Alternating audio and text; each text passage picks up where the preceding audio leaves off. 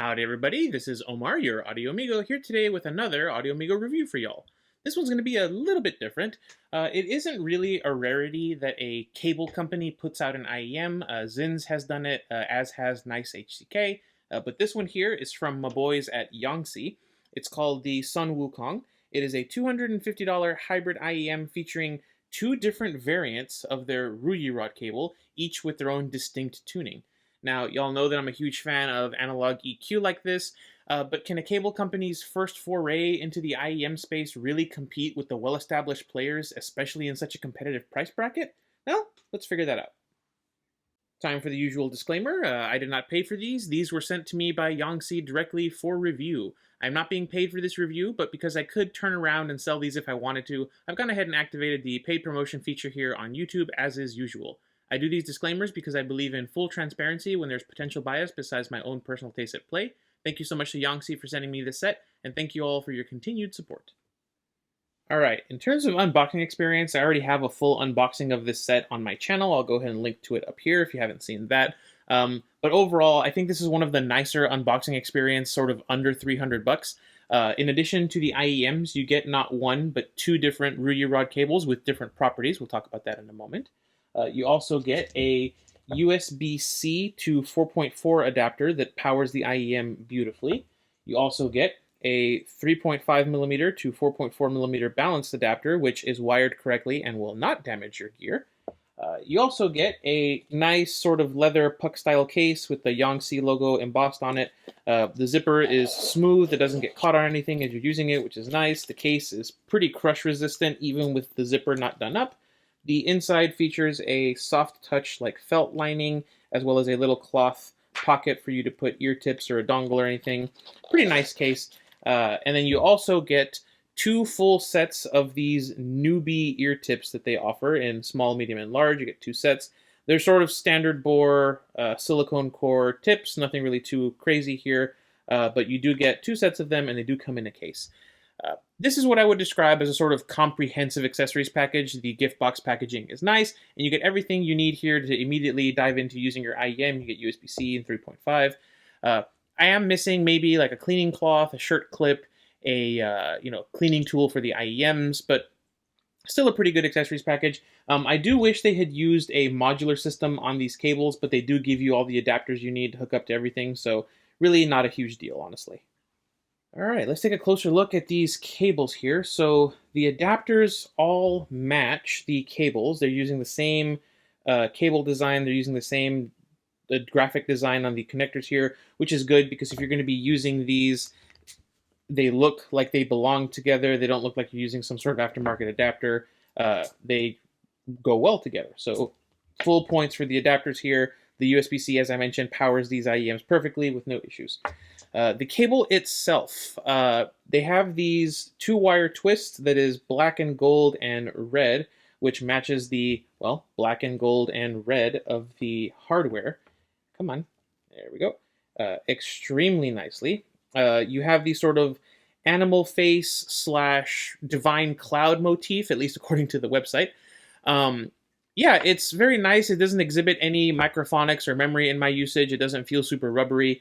I love the design on the hardware. There is no chin slider, which I think is an interesting decision. So if you're going to be using these out on the go and you rely on a chin slider, you might want to use a different cable for these. The ear hooks are comfortable and they're very clearly color-coded right and left. Yongse sells these cables, I think, on sale for 40 to 50 bucks. I don't remember what the MSRP is. I think it's closer to like 80, 90. You can see why it's a stylish cable. It does affect the sound if you buy the sort of aftermarket version. I'll talk about that in a second. I do wish they had distinguished which cable has the resistance and which one doesn't a little bit easier. Maybe some difference on the barrel here, but the fact that the one with the resistance is the 4.4 and the one that doesn't is the 3.5 is fairly easy to remember. I just wish there was a bit more of a visual indicator. Let's take a look at the IEMs themselves. The SunWuKong here sports a sort of traditional IEM construction. You get full 3D printed resin shells with resin nozzles that are part of the lower shell. They feature metal and cloth filters here to protect from moisture or debris, which is fairly standard for IEMs like this. As you can see here, there is no ventilation on the inside of the IEM, but If I grab my flashlight here and light up the inside, see if I can show you, you can see that tube right there. That one that goes sort of close to the camera that goes to the back there. That is a bypass tube that connects the sort of front volume of all the drivers in the nozzle to the rear volume of the IEM here. And as you can see, that's connected to these 3 large vents on the back. What that meant for me was no pressure buildup issues and no driver flex, so well done there, Yongse. This faceplate is not metal, it is plastic, but it feels like a sturdier sort of reinforced nylon plastic or something because, like I said, it feels sturdier than just your standard resin faceplates. You can see from the side there that the material is different. There's a bit of a seam there, but other than the faceplate popping off, I don't think there's really any build quality deficiencies with this IEM.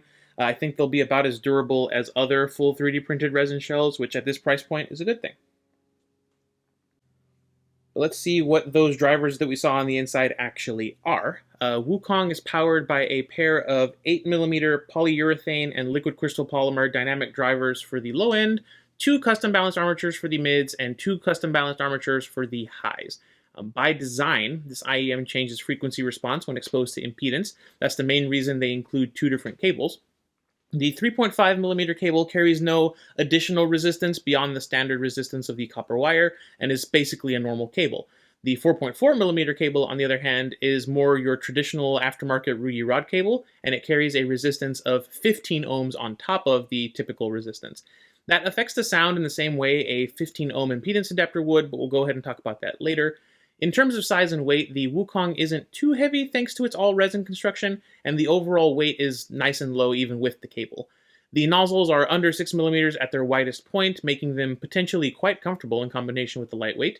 The WuKong are also super easy to drive, as I mentioned. Even in their high impedance configuration, the included USB C adapter, the included 3.5mm adapter, more than enough to power these. You don't need the extra power that the balanced cable provides. I would say ultimately the specs are pretty normal for a hybrid IEM, and the cables and their different impedances are the only thing sort of out of the ordinary here. But now it's time for the cool wall, and honestly this one is extremely easy for me. You get the shells with their, as I mentioned, interesting animal face and divine cloud carvings. It matches the cable beautifully. I think it's overall a really unique way of designing an IEM, and it's something that I at least haven't seen before in IEMs. Longtime viewers of the channel will know that I really like it when companies inject some of their national identity or some of their cultural significance into their IEMs, and this ticks that box basically perfectly. What makes these even more awesome, as I said, is the fact that the cable matches beautifully, as do all of the adapters and accessories. Sub-Zero on these all day, every day. In my opinion, they absolutely nailed the looks and overall design for these. They look sort of unique. You can immediately tell these are WuKong just by looking at them. I love it. However, I don't think this sort of cultural design is going to be for everybody, so let's go ahead and check in with the council ladies and see what they think of the design. Well, we're off to a pretty good start, honestly. A mostly positive score of 3 pretties, a meh, and a no. That won't convert as I expected, though. It turns into a 3-2 score for compliments. Only 2 of our ladies are willing to give out compliments for these if you're wearing them, which I think is interesting. Let's go ahead and wrap things up with their thoughts. Honestly, it's a lot of overall positive sentiment, even for the ladies that wouldn't give out compliments. I love the Indiana Jones comment. These might be a little bit too, let's say, ostentatious or gaudy for some ladies, but I would say that Yongse overall did a pretty good job with the design. I really like them, and so does my wife.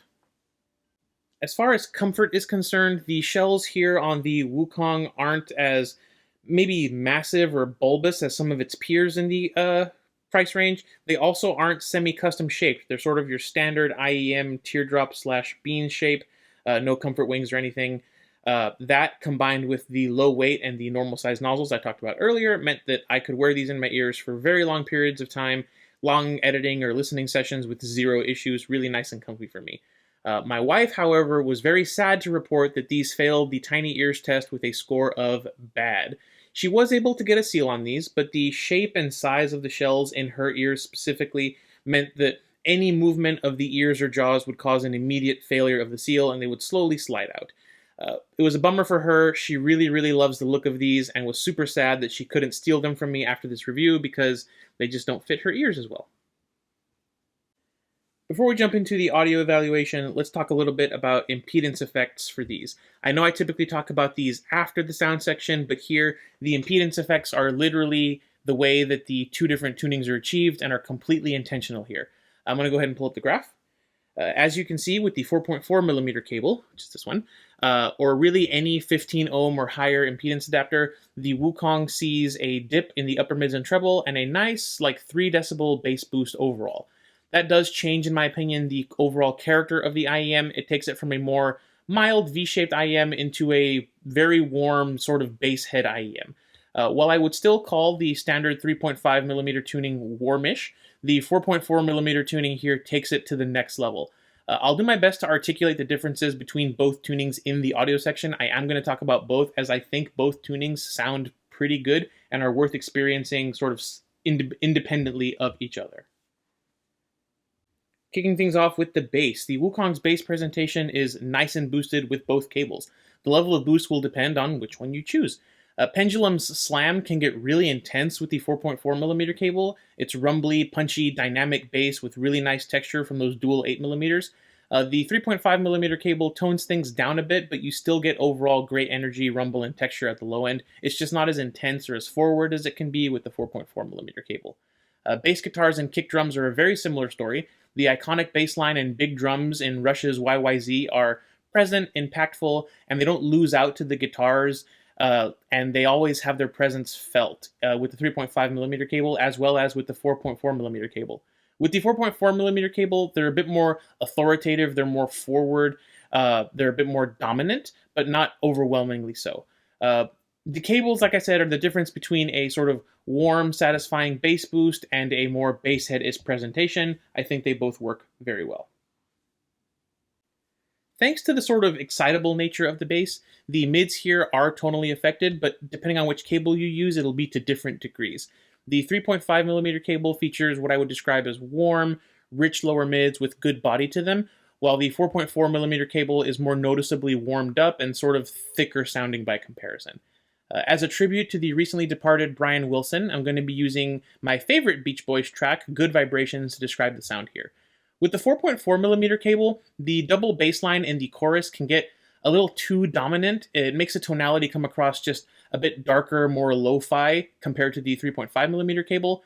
The legendary Carol K on the higher bass line comes through just a little bit cleaner and more, musical on the 3.5 millimeter cable. And the overall tonality is less affected by comparison. So the 3.5 millimeter cable will have cleaner vocals, more present guitars, and just a brighter overall tilt to it compared to the 4.4 millimeter cable. Like I said, it's a bit warmer, a bit lo-fi, thicker. It doesn't ruin the replay, it just makes it come across more colored, I would say. For certain genres and vocalists, I can prefer that. Female vocals is another sort of differing point between these two. Holotori's only piece, the Holotori dance, features 5 different vocalists with pretty different vocal tonalities. The 3.5 millimeter tuning is what I would describe as forward with female vocal fundamentals. Everyone comes through very clear. They sound sort of above the instrumentation. There's a decent spotlight on them. No real issues here in terms of tonality. The 4.4 millimeter cable does push vocals a bit further back. I found that the tonality on the vocals was mostly fine. There was a tiny bit of a warmer tilt, particularly with Mume and Louis' vocals, but the overall replay was still quite nice. I just felt that the vocals weren't as much of a focus here as they were on the 3.5 millimeter cable. The 3.5 millimeter cable has what I would describe as cleaner, more natural sounding mids with forward female vocals, while the 4.4 millimeter cable has classic sort of warmed up lower mids and recessed female vocals that I've come to expect of more bass head-ish tunings. The upper mids and treble are like the bass, and the difference between the cables is a bit more straightforward, at least compared to the mids. Sumire Uesaka's Car Wash Girl, for example, her vocal harmonics come through quite nicely on the 4.4 millimeter cable, with her sustained notes and sort of whispered backing vocals having really nice dimension to them because of those harmonics. The 3.5 millimeter cable is similar, but with more of the harmonic energy. It sort of matches the more forward fundamentals. It makes the vocals just pop more, seems like a more focused part of the tuning compared to the more laid-back vocal presentation on the 4.4. Treble is quite nice on both cables. The bottle hits and percussion harmonics in Michael Jackson's Don't Stop Till You Get Enough have a good amount of sparkle and shine to them. The bottles have a nice sharp tonality, but they don't come across as aggressive or excessively sharp on either cable. The 3.5mm is packing a bit more energy up here compared to the 4.4, but it's not enough to where I would find this one fatiguing at all. I do wish both cables packed a little bit more air in the sort of upper treble region. I feel like some of the claps and the bottle hits decayed a little bit quickly for my taste, but it's not the sort of thing that would overall ruin the replay. Overall, upper mids and treble on the 3.5, boosted to balance out the bass, make it sort of, like I said, a mild V-shape, nice and sparkly, while on the 4.4mm cable, they're energetic enough to not be completely dominated by the big, powerful bass, making it a more balanced bass head tuning. I feel like the technical performance on the Wukong was better than I was expecting, honestly, even with the 4.4mm cable. The low, buzzy echo at the beginning of Steely Dan's Black Cow was very clear in my left ear, and it had that nice forwardness that I expect on bassier sets. It is a little bit unnatural, but it can be kind of nice if that's what you're sort of looking for. The echo is still there on the 3.5mm cable. It's a bit more natural sounding, and both cables have the great rumbly, buzzy texture on the strings that I would expect to hear from that echo. In my standard Waltz for Debbie test, both cables did a good job with the background conversation and the more obvious glassware hits. The 4.4mm cable did suffer a bit in terms of some of the more subtle moments, but they were all still there if I paid a bit more attention. I would say, taking the average of these in terms of overall technical performance, I would say this lands sort of right around the Supermix 4, but doesn't quite reach the Performer 7 in terms of technicalities. It's a pretty good spot to be. A lot of the IEMs in this price range land right around here. If I want to get a bit more granular, I would say the technicalities here are above something like the Ziigaat Arcadia, but below something like the Ziigaat Estrella, maybe a little bit around where the Arete would be, maybe slightly under the Arete. The Wukong isn't lacking in terms of stereo separation or perceived 3D soundstage either. The three guitarists on Friday Night in San Francisco sound separated and roughly where they should be on the stage. The left-to-right separation is great, and I don't get a closed-in or claustrophobic feeling while listening on Wukong here, even with the 4.4mm cable. As far as perceived 3D soundstage goes, even with the 4.4mm cable, it's very easy to point out where the different instruments and vocals are coming from in Fleetwood Mac's Dreams. There's a good amount of forward and back sensation to the sound. You can hear certain vocals from behind you, some instruments from sort of the front sides. I would say the Wukong is overall about average in terms of imaging, perceived 3D soundstage, and stereo separation, at least compared to other IEMs in its price range. I feel like it's nothing spectacular or special, but nothing awful or poor either. In terms of overall tuning then, the Wukong comes across as either a sort of mild V-shape with its 3.5mm cable, or a warm V-shaped sort of bass head tuning with the 4.4mm cable. Either way, you get surprisingly smooth treble, really nice lower mids, and a generally fun and exciting presentation. Not the airiest sound in the world, but I still think it's quite nice. I'm going to be comparing the two tunings separately since I feel that the main strength of the Wukong is the fact that it's a 2-in-1, so let's go ahead and get started. We'll start by comparing the 4.4mm tuning to what I feel is its closest analog, which is the Ziigaat Arcadia, priced at $200 US. In terms of overall tuning and tonal balance, these two are quite similar. The Arcadia is maybe a little bit cleaner in the mids and has a bit more airiness to its treble, while the Wukong has warmer, richer lower mids, better bass texture, and more forward female vocals. I do find the Wukong a little bit better at resolving some details, even with the 4.4mm cable. And in terms of accessories, the Wukong absolutely smacks the Arcadia right in the face. You do pay $50 more here, but you do get access to a second tuning that reminds me more of the Ziigaat Arete, priced at $250 US. Like last time with the Defiant, this is going to be more of a graph talk. My Arete is out on loan. So I'm going to be using the Lush to stand it for it here, but the 3.5mm version of the Wukong is similar to the Arete in the same way that the 4.4mm cable is similar to the Arcadia. The Wukong is a little bit warmer in the lower mids, it has better bass texture, and it's more forward with vocals than the Arete is. The Arete, however, is cleaner in the mid-range, has way more airiness up in the treble, has more dimensionality to the sound. It's got that sound staginess that has going on. I would say in terms of overall resolution, with the 3.5mm cable, these two are about even. The pricing on these two is also even. Again, the Wukong wins in terms of accessories package. I didn't do any gaming testing. I would imagine because it's slightly cleaner in the mids, the Arete would still be better for that.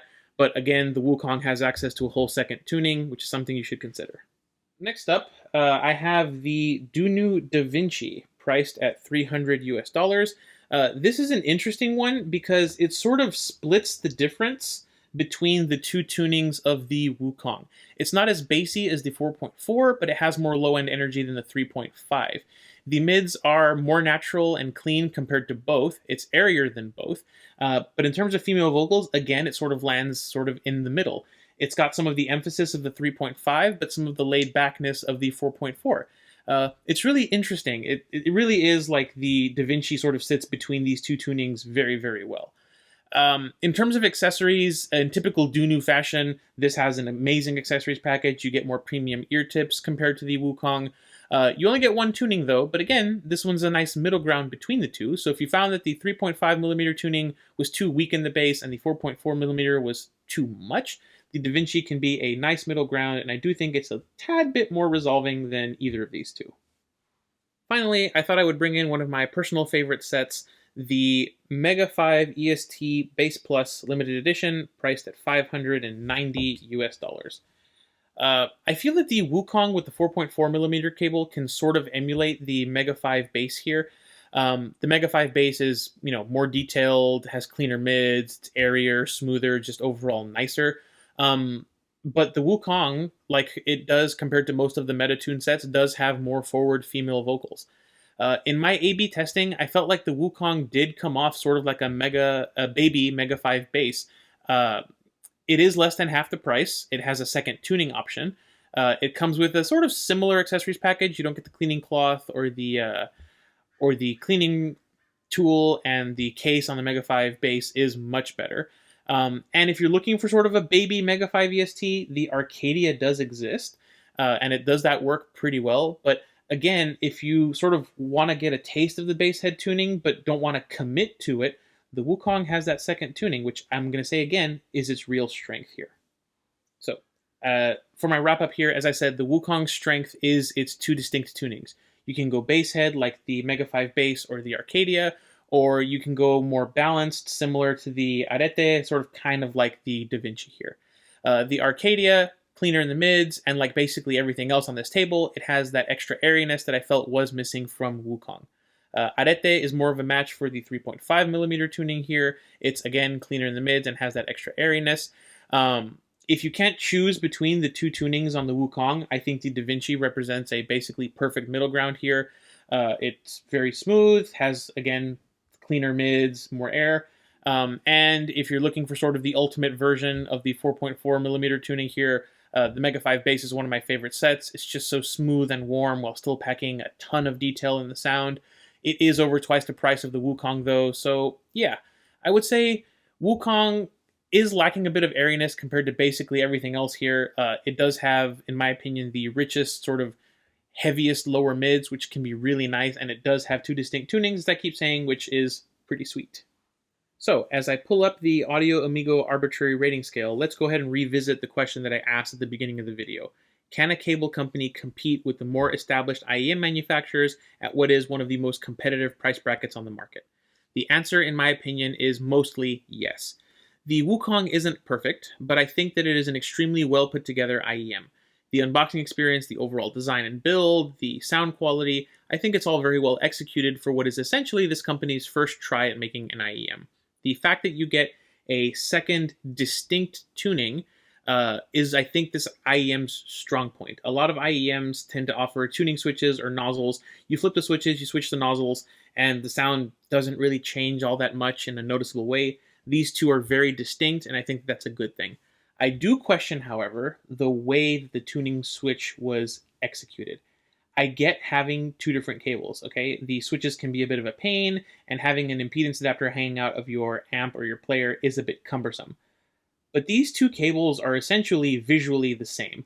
There's no visual indicator that tells you, hey, this is the bass head cable, this is the more balanced cable, except for the connectors, which they sell these cables aftermarket, and as far as I know, all of them have impedance, so there is a 3.5 variant that has impedance on it.